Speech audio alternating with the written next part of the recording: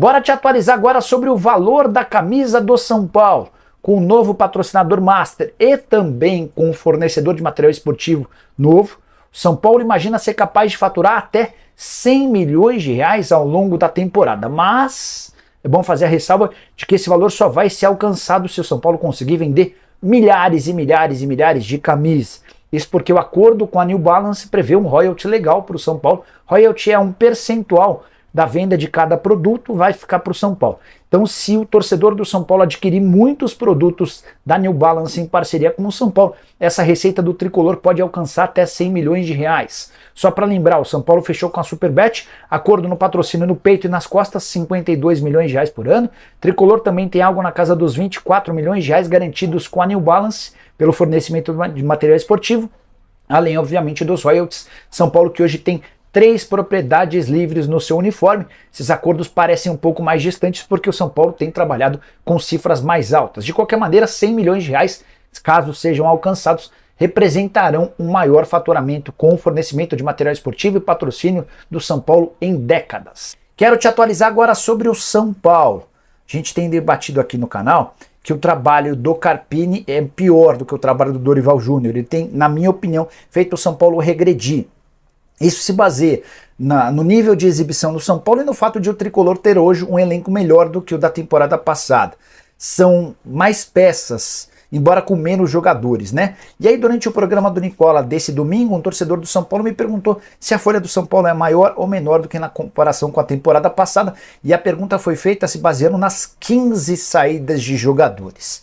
Então vamos contar para vocês que o São Paulo deixou de ter, do ano passado para esse ano, Beraldo, Caio Paulista, Yaxel Mendes, Gabriel Neves, Luan, Marcos Paulo, Erisson, David, Alexandre Pato, Thales Costa, Thales Vander, Natan, Pedro Vilhena, Raí Ramos e Valls. Foram 15 saídas. Com a saída desses atletas, o São Paulo economizou mais ou menos 2 milhões e 800 mil reais. Houve também uma troca no comando técnico. Dorival Júnior aceitou o convite da seleção brasileira, custava 1 milhão e 200 mil por mês. O Thiago Carpini chegou para o seu lugar, ganhando na casa dos 500 mil, 700 mil de economia. Então a gente está falando com as saídas dos jogadores e da troca da comissão técnica em uma economia de 3 milhões e meio de reais. Nicola, então dá para dizer que o São Paulo hoje paga bem menos do que no ano passado? Não. É porque os 5 reforços do São Paulo, atrelados ou associados a renovações de contrato, fizeram com que o elenco valesse praticamente a mesma coisa. Foram contratados Ferreirinha, Bobadilha, Luiz Gustavo, Eric e André Silva. Esses jogadores contratados ganham mais ou menos 2 milhões e meio de reais mensais. Lembrando que a economia havia sido de 3,5, certo? Só que Lucas Moura e Rames Rodrigues tiveram acréscimos em seus salários, 500 mil reais para cada. Então, dá para dizer que ficou elas por elas. Só que o tricolor ainda fez pequenos ajustes no elenco, renovações de contrato, como por exemplo a do Luciano. Então hoje, a folha salarial do São Paulo é um pouco superior à folha do ano passado. O tricolor de 2023 gastava na casa dos 15 milhões de reais. A folha do São Paulo hoje gira entre 15 milhões e meio e 16 milhões de reais, uma das maiores do futebol brasileiro. Até por isso a cobrança é tão grande em cima do trabalho de Thiago Carpini. É isso que vamos falar agora. É sobre isso que vamos falar agora. Nós vamos debater isso. O Jorge ele falou, né? Pô, técnico novo, então algumas situações de repente não está acostumado e às vezes acaba nos assustando, né? Porque simplesmente ele caiu na provocação de torcedores do Ituano. E ele falou sobre isso, depois a gente mostra a imagem.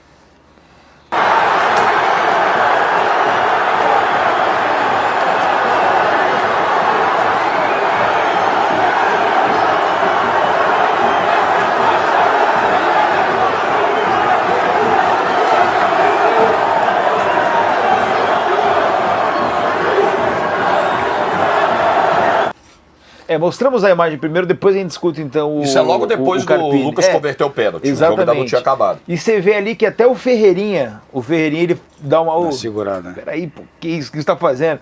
Então vamos lá, vamos agora? Vamos escutar a justificativa do Carpini e depois o Jorge comenta.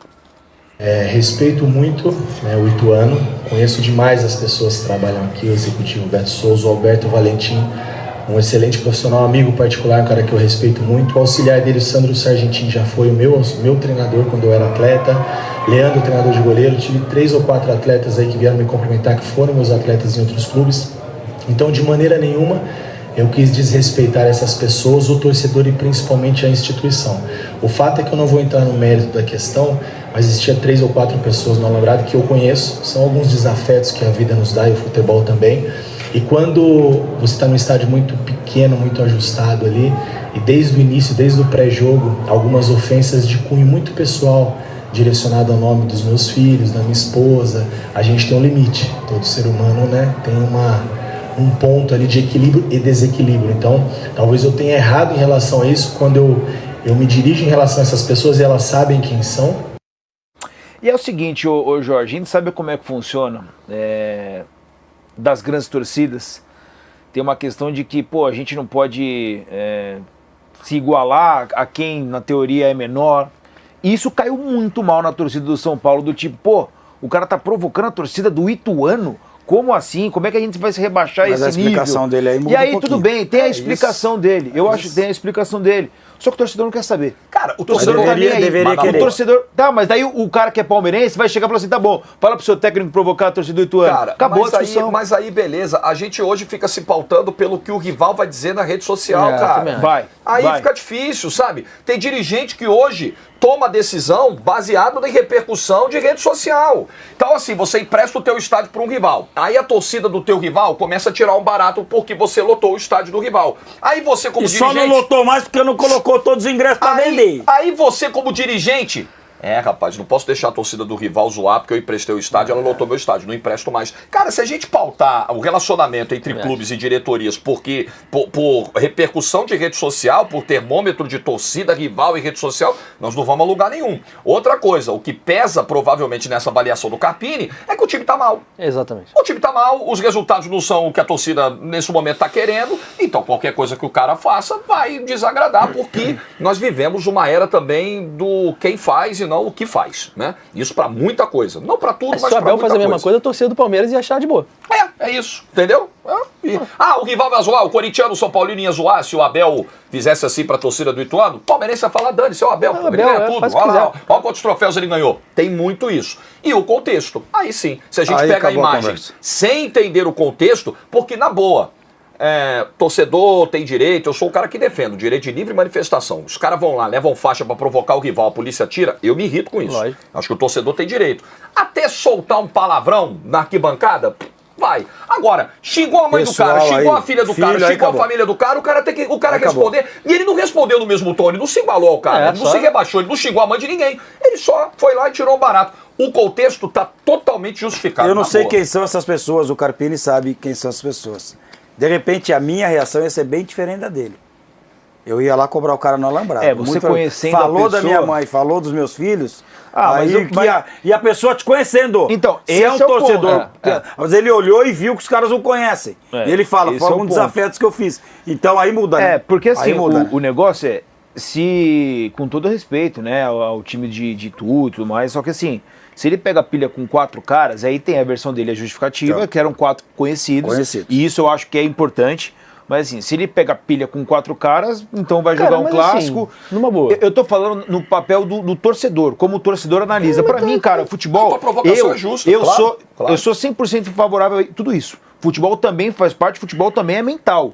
Por isso que tem cartão amarelo e você põe o risco de ficar com um jogador a menos. Vitor, mas aí sai do contexto porque os caras conhecem ele. Não, então, por isso que eu acho que aí sai da curva. Se é um torcedor comum, ele vai ter que engolir. Tudo bem, mas vai ter, né? Ricardinho, vai ter, como tem provocação de dirigente, cara. Primeiro, é bom falar que essa é a versão do Carpini, né? É que a gente ouviu. Beleza, que eu não tô falando que eu não acredito não, tá? Só, mas assim, normalmente tem 2 versões e tem a verdade, né? Mas não tô discutindo isso. Eu, sinceramente, acho, cara... Qual é a diferença que isso fez? Está discutindo meio nada, não acho não? O quê? Porque assim, qual é a influência que teve essa resposta do Carpini? A não ser que a gente ache que ele tenha ficado desequilibrado durante o jogo, tomado decisão de cabeça quente. Não, só no final que ele está claramente... Mas ele responde o cara assim... Você concorda que essa pergunta certamente foi feita pelo São Paulo Net, o São Paulo Zoeiro, São Paulo... Tudo bem. Porque o torcedor ele se preocupa com isso muito.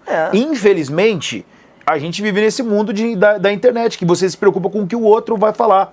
Você posta um negócio lá na tua rede social, aí você tá olhando os comentários. Bate um comentário lá que o cara falando, pô, você fez isso aqui, você fica meio, pô, será? Você se preocupa. É que eu acho tem que essa preocupação. Algumas pessoas são mais evoluídas e não se preocupam. Eu não sou assim. Às vezes se incomoda com coisas que não são importantes. E eu acho que, assim, eu acho que tem o papel de falar sobre coisas que realmente influenciam no jogo. Eu acho que isso aí, até pelo que a gente viu, não muda nada. Irmão, se algum São Paulino ficar ofendido porque um palmeirense, um corintiano, um santista for zoar o gesto do Carpini, fala, amigo, já viu minha sala de troféu aqui? Pelo amor de Deus. Cara, se preocupar com isso, cara. Uma zoação bem fraca.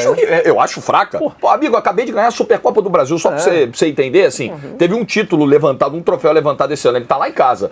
Cara, vai pegar pilha por causa disso? O seu time ganhou tudo aquilo que ele disputou na vida? Pois é, o meu ganhou, né? O São Paulo pode falar isso, o meu ganhou. Acabou, cara. Mas, assim, eu tô 100% com o Jorge. Eu acho que é simplesmente o retrato dessa repercussão é o retrato do que as pessoas, os torcedores de São Paulo, acham hoje do Carpini. Sim. Nenhum técnico com moral na torcida sofreria qualquer tipo de crítica. Todo o meu argumento é baseado no que o torcedor está pensando. Como essa situação é vista pelo torcedor. Não, eu só discuto a construção desse pensamento, desse raciocínio, baseado no resultado. Aí eu acho problemático. E eu tenho poucas dúvidas se o São Paulo não acha, entre aspas, o gol de pênalti, não converte o pênalti. Qual seria a situação do Carpini hoje?